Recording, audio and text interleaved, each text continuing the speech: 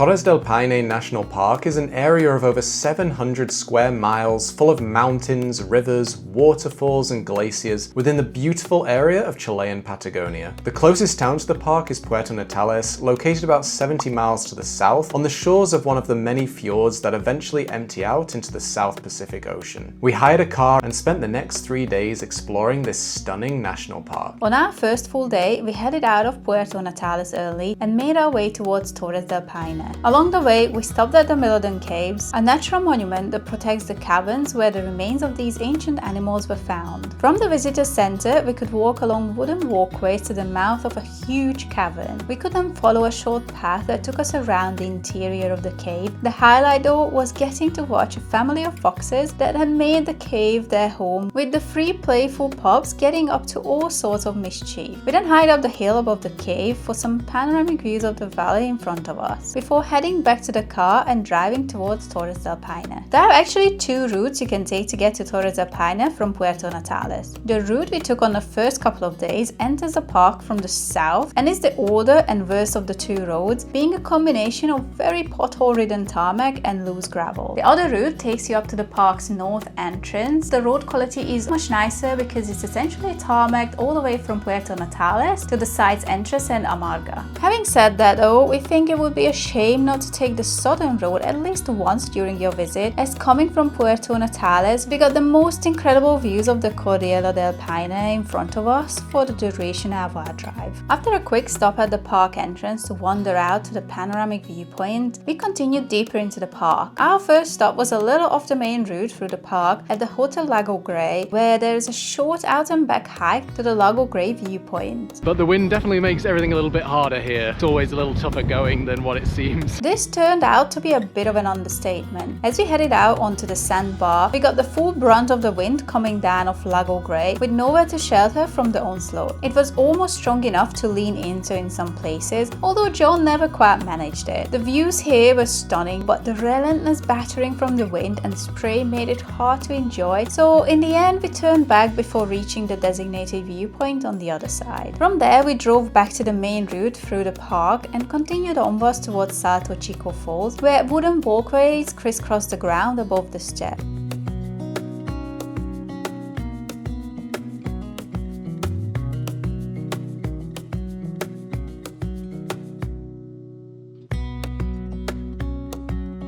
It was getting pretty late by this point, so with a long drive back ahead of us, we decided to call it a day and made our way back to Puerto Natales.